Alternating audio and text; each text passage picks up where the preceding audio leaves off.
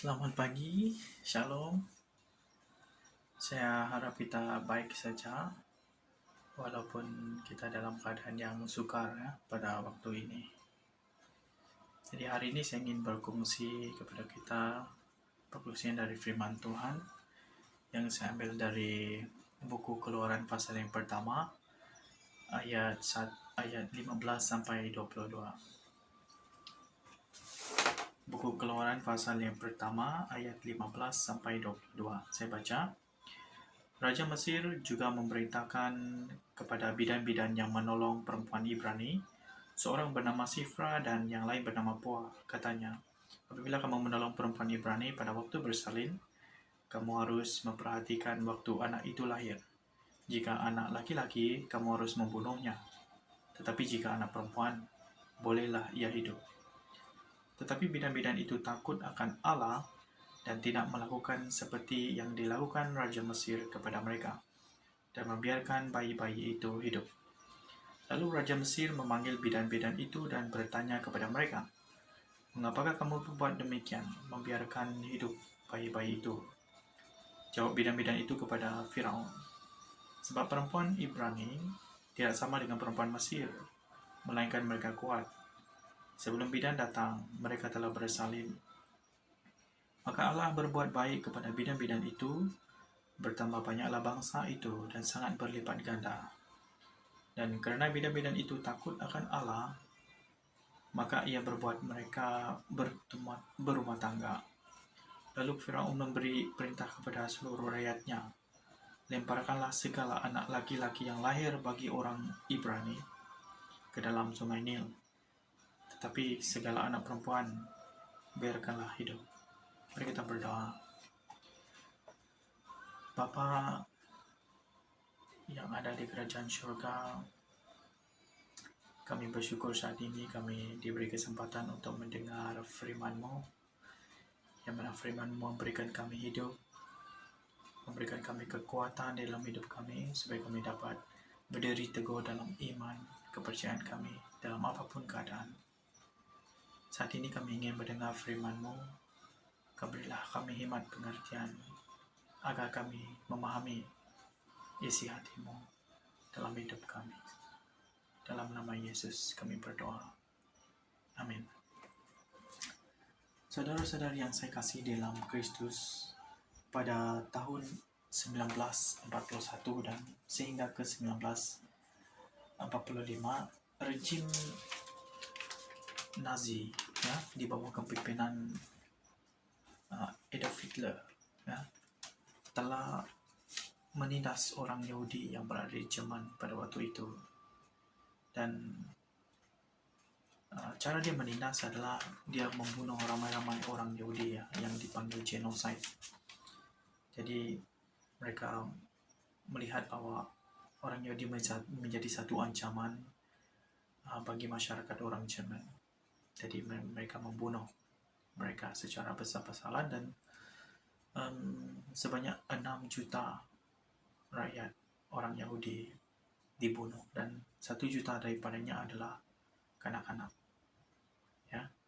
Jadi kisah itu menjadi satu gambaran kepada saya apabila saya membaca petikan yang kita dengar pada hari ini, yang mana Raja Mesir menindas orang Ibrani, orang Israel pada ketika itu, karena mereka melihat bahwa orang Israel semakin bertambah dan menjadi satu ancaman kepada masyarakat di Mesir. Jadi Raja Mesir ini bertindak untuk membunuh bayi-bayi lelaki yang baru lahir. Dan dalam cerita ini dia mempercayakan 2 orang bidan yang bernama Sifra dan juga Pua, supaya sewaktu mereka menolong perempuan Ibrani itu melahirkan anak, Raja memerintahkan supaya mereka membunuh kalau bayi itu ialah laki-laki. Namun apa yang berlaku? Bidan ini tidak membunuh bayi-bayi yang dilahirkan, maupun perempuan maupun laki-laki. Jadi itu membuatkan Raja Mesir menyoal mereka, ya, kenapa kamu tidak membunuh bayi-bayi lelaki seperti yang saya perintahkan?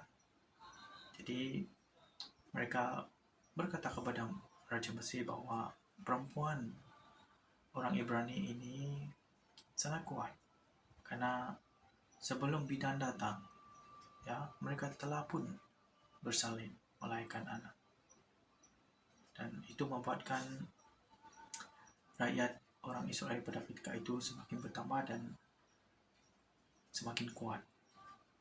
Dan karena orang Ibrani ini bertindak begitu karena dia takut akan Allah, karena mereka takut akan Allah orang Israel, maka Tuhan melipat gandakan kehidupan mereka, memberkati mereka dengan memberi mereka keluarga, berumah tangga. Dan karena semakin bertambah orang Israel pada ketika itu, jadi Raja Mesir memerintahkan supaya bayi-bayi lelaki itu harus dihukum bunuh dan dibuang ke sungainya, ya. Dan dalam cerita ini memberi gambaran kita tentang penindasan, ya. Bagaimana penindasan itu berlaku.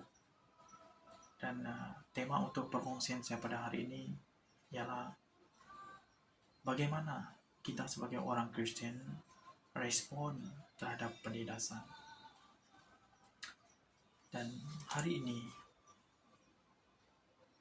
kita sedang berhadapan dengan isu COVID-19 ini, di mana penyakit ini merupakan penyakit yang boleh membawa maut dan ia merupakan penyakit yang berjangkit. Okay. Jadi kita berhadapan dengan penindasan, bukan daripada penindasan seorang pemerintah yang mempunyai kuasa, tetapi hari ini kita ditindas oleh penyakit ini. Jadi dalam cerita ini memberikan kita 3 prinsip yang boleh kita pelajari untuk bagaimana kita harus respon terhadap penindasan. Dalam ayat yang ke-17 dikatakan bahwa bidan-bidan ini, ya, takut akan Tuhan dan mereka memilih untuk tidak melakukan apa yang Raja Mesir perintahkan kepada mereka, ya. Dan ahli Alkitab mengatakan bahwa bidan-bidan ini ialah orang Mesir itu sendiri, tetapi mereka melayani perempuan-perempuan Ibrani yang melahirkan anak, ya. Dan saya percaya sewaktu mereka melayani perempuan-perempuan Ibrani ini melahirkan anak, ya, membantu mereka dalam proses persalinan, mereka kenal rapat dengan masyarakat orang Ibrani ini, orang Israel ini. Dan tentunya kalau mereka mengenal orang Israel ini, mereka juga tentunya tahu siapa Tuhan mereka, ya. Ataupun mereka pernah mendengar sebelum mereka datang ke Mesir, mereka mendengar bahwa perbuatan-perbuatan besar yang Tuhan telah lakukan ke atas orang Israel pada ketika itu. Itu membuatkan mereka takut akan Allah, ya, dan memilih untuk tidak mengikut perintah Raja Mesir itu sewaktu dia disuruh untuk membunuh bayi-bayi lelaki orang Israel ini, ya. Karena mereka tahu bahwa Tuhan orang Israel itu yaitu Elohim, Tuhan yang berkuasa, yang kuat dan yang besar, ya. Jadi mereka memutuskan untuk takut akan Allah, ya. Jadi dalam konteks ini,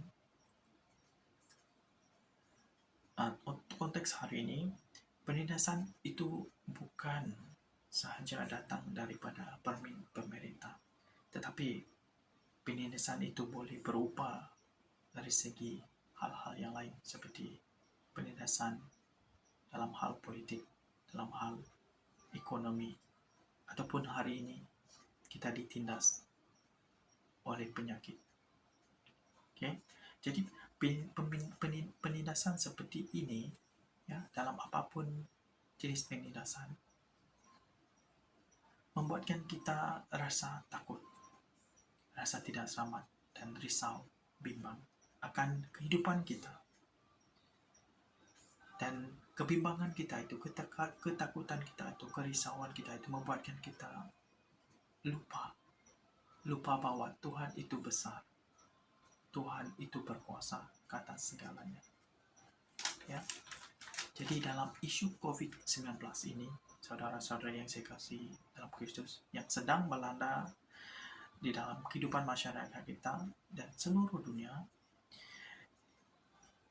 ia mewujudkan perasaan takut kepada semua kita hari ini, membuatkan kita bimbang akan hidup kita, masa depan kita, risau akan apa yang kita akan makan, akan keluarga kita, akan masa depan negara kita.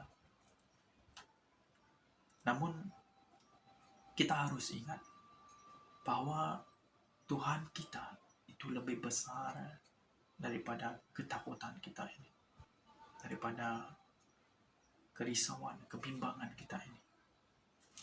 Karena Yesus telah mengalahkan maut. Yesus telah mati dan pada hari yang ketiga telah bangkit dari kematian dan telah mengalahkan kematian. Jadi kita harus takut akan Tuhan, ya, karena Dia yang lebih berkuasa ke atas ketakutan kita terhadap penyakit hari ini, ya. Jadi oleh itu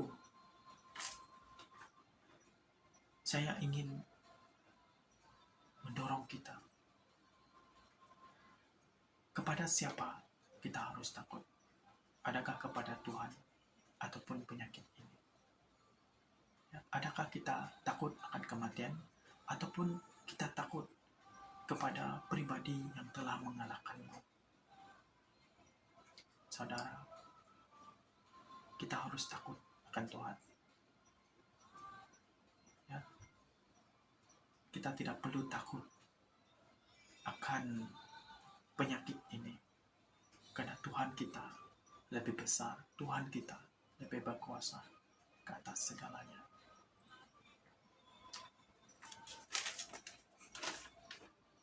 Itu prinsip yang pertama, kita takut akan Allah, bukan kepada manusia, bukan kepada apapun penyakit, kebimbangan, ketakutan kita. Prinsip yang kedua, kita tengok dekat ayat 18 dan ke-19. Apabila Raja Mesir itu memanggil bidan tersebut dan menyoal mereka, kenapa kamu tidak bunuh bayi-bayi itu hidup, tapi kamu biarkan mereka hidup? Lalu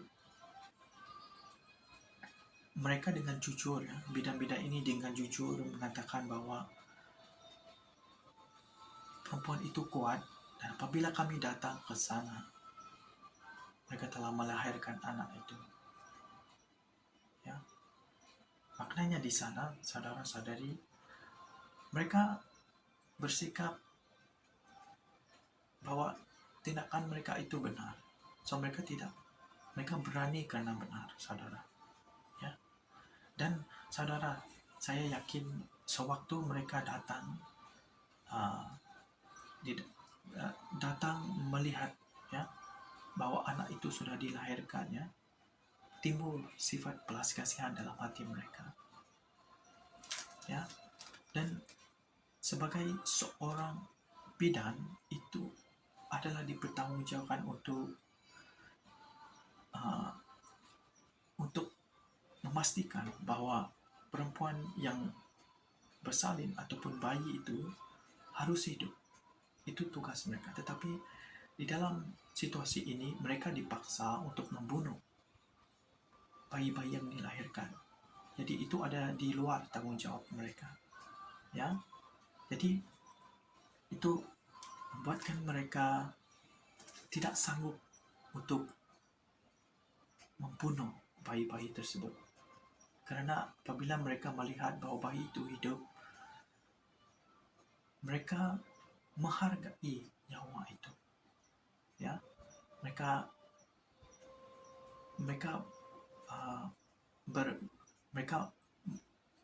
beranggapan bahwa manusia itu berhak untuk hidup. Jadi mereka tidak sanggup untuk bunuh bayi-bayi tersebut. Okay. Dalam konteks ini, ya, mereka mempunyai prinsip berperi kemanusiaan. Artinya mereka sayang akan nyawa, sangat menghargai akan kehidupan itu. Ya. Saudara-saudari, dalam kita mengalami keadaan di mana kita merasa ditindas oleh penyakit ini, kita harus memperlakukan orang lain, ya, seperti kita sendiri. Itu adalah prinsip kemanusiaan, ya, yang mana kita melihat bahwa kepentingan orang lain itu adalah seperti kepentingan kita sendiri. Jadi itu apa yang Yesus telah ajar di dalam hidup kita, ya, sebagai orang Kristen. Di dalam Injil Markus pasal yang ke-12 ayat ke-31 mengatakan, Tuhan Yesus memberitakan supaya kita mengasihi orang lain seperti diri kita sendiri. Itu adalah sifat kemanusiaan, ya, karena kita mengasihi hidup orang lain seperti kita mengasihi hidup kita sendiri. Saudara-saudari dalam Kristus, dalam isu COVID-19 ini, ya, tujuan kita tutup gereja, ya, adalah supaya penyakit ini tidak merebak. Karena kita berpendapat bahwa nyawa orang lain itu juga penting, seperti kepentingan nyawa kita itu, ya. Sebab kita tahu bahwa apabila kalau kita mendedahkan, ya, hidup kita tidak seperti sekarang kita diperintahkan supaya kita tinggal di rumah supaya penyakit ini tidak mudah merebak. Namun kalau kita teruskan untuk membuka gereja, kita memberi risiko supaya penyakit ini merebak. Jadi kalau kita pentingkan diri sendiri, kita tentunya akan bertindak untuk kepentingan kita sendiri. Kita merisikokan kehidupan orang lain. Jadi oleh kerana kita tidak mementingkan diri sendiri, saudara, jadi kita memilih untuk tutup gereja supaya nyawa orang lain itu pun dijamin juga, ya. Jadi kita harus ingat bahwa itu adalah nilai ajaran Tuhan Yesus kepada kita, supaya kita memperlakukan orang lain seperti kita memperlakukan diri kita sendiri. Jadi kalau kita sayang nyawa kita seperti nyawa orang, kita sayang nyawa orang lain seperti nyawa kita sendiri, jadi kita harus dengar perintah daripada kerajaan supaya jangan keluar. So dalam tempoh kita berkurung hari ini, so kita tidak perlu buka gereja, ya, supaya karena kita tahu risiko untuk penyakit ini, untuk berjangkit akan bertambah kalau kita dedahkan hidup kita di luar. Itu prinsip yang kedua yang kita belajar.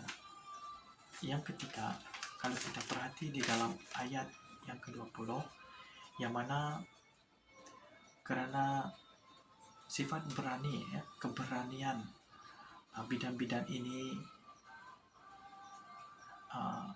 untuk tindakan mereka yang tidak mematuhi perintah raja ini membuatkan bayi-bayi itu hidup dan masyarakat orang Israel pada ketika itu semakin bertambah banyak dan semakin kuat.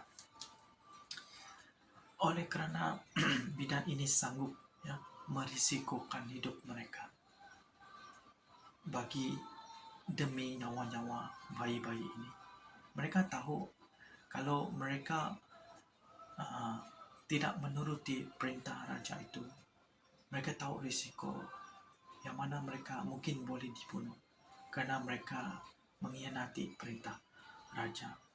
Tapi apa yang kita lihat, kerana mereka takut akan Tuhan dan kerana mereka sanggup untuk pertaruhkan nyawa mereka, merisikokan hidup mereka demi anak-anak ini. Jadi mereka membiarkan mereka anak-anak ini hidup, bayi-bayi tersebut hidup. Di sana kita perhatikan bahwa bidan-bidan ini menunjukkan prinsip pengorbanan. Jadi kita tengok pribadi Tuhan Yesus juga menunjukkan bahwa dia mengasihi kita, lalu dia berikan hidup dia untuk dikorbankan supaya dosa-dosa kita ditebus dan supaya kita memperoleh penyelamatan, dan memperoleh hidup di dalam Tuhan. Jadi saudara-saudari, pengorbanan Tuhan Yesus itu memberi kita satu message yang mana kita harus juga berkorban hidup kita untuk orang lain. Kita willing to sacrifice or willing to risk our own life for others. Dalam isu COVID-19 ini, kita dengar bahwa dokter, jururawat, dan juga kaki tangan hospital, mereka sanggup untuk korbankan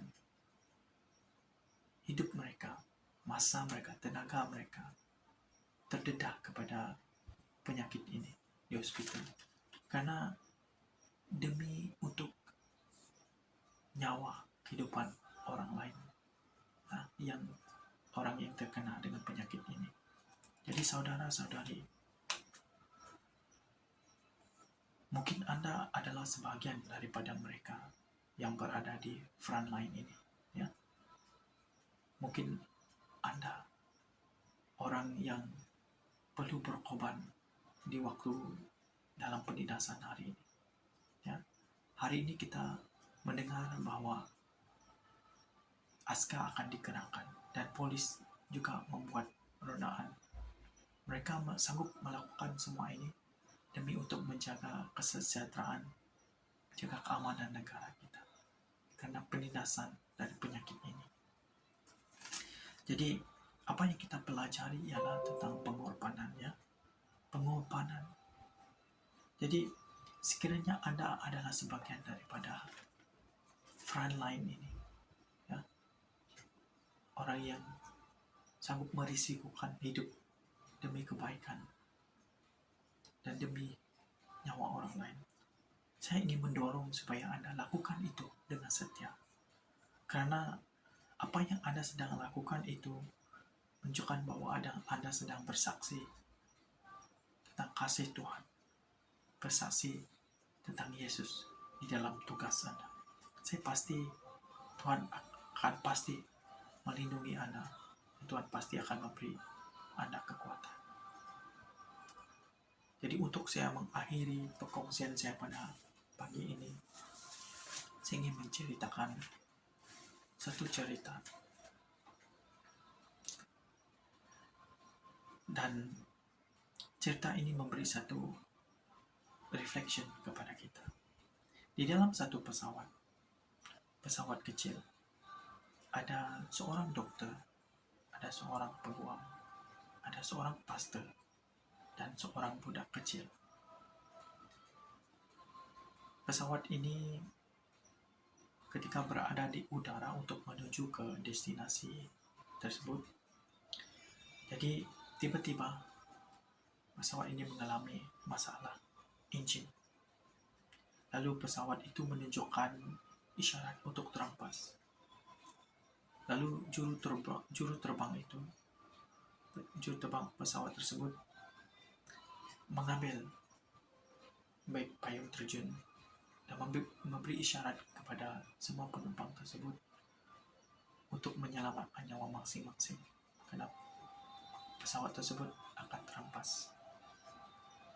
Lalu dia terjun dulu. Diikuti pula dengan dokter. Dokter mengambil beg payung terjun tersebut dan dia berkata,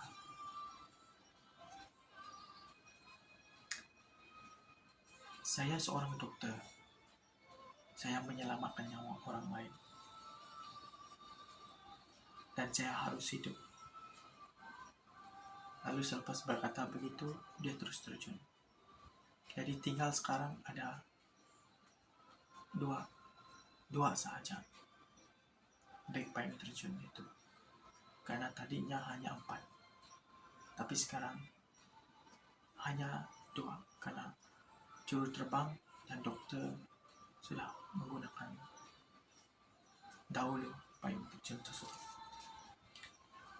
Lalu pegawai itu mengambil beg tersebut, beg payung terjun, dan dia berkata, "Saya adalah orang yang paling bijak di dunia ini dan saya harus hidup." Dan selepas berkata begitu, dia terjun. Lalu pastor tengok, ya tinggal pastor dengan budak itu saja. Lalu pastor itu tengok budak itu dan berkata, "Anak, saya sudah hidup cukup lama dan dengan sepenuhnya saya hidup. Kamu masih muda dan kehidupan kamu masih panjang. Ambil beg payung terjun ini dan pergilah terjun." Dan budak itu pula pulangkan payung terjun itu kepada pastor itu. Dan dia berkata, "Jangan risau pastor. Orang yang bijak tadi sebenarnya ambil beg saya untuk terjun, bukan ambil beg payung terjun. Sekarang ini ada masih ada 2 payung terjun." Jadi apa yang kita boleh reflect dalam cerita ini ialah dalam keadaan penindasan kita akan tahu siapa kita sebenarnya. Kita akan tahu di mana kita berdiri atau berpegang dan akan menjelaskan apakah reaksi kita. Adakah kita tetap takut akan Tuhan atau takut akan manusia atau takut akan penyakit seperti hari ini? Atau adakah kita melihat kepentingan orang lain itu sama seperti kepentingan kita sendiri? Atau adakah kita sanggup untuk berkorban untuk orang lain demi nyawa orang lain karena kasih? Dengan itu, sekian saja perkongsian saya pada pagi ini. Mari kita berdoa. Bapa kami yang ada di kerajaan surga, terima kasih untuk firman yang telah kami dengar. Kau berikan kami pengertian supaya kami mampu untuk mengertinya dan juga mampu mengingatkan diri kami sendiri bahwa di dalam setiap apapun keadaan kami, di dalam penindasan apapun, seperti hari ini kami ditindas oleh penyakit, biarlah kami tetap terus untuk takut akan Engkau, tapi tidak memilih untuk takut akan penyakit ini. Dan biarlah kami tetap terus untuk mementingkan orang lain juga seperti diri kami sendiri. karena Kau mengajar kami supaya kami mengasihi orang lain seperti diri kami sendiri. Dan Kau terus ingatkan kami, Tuhan, dalam apapun keadaan risiko, kami demi kasih-Mu, kami berikan hidup kami untuk orang lain.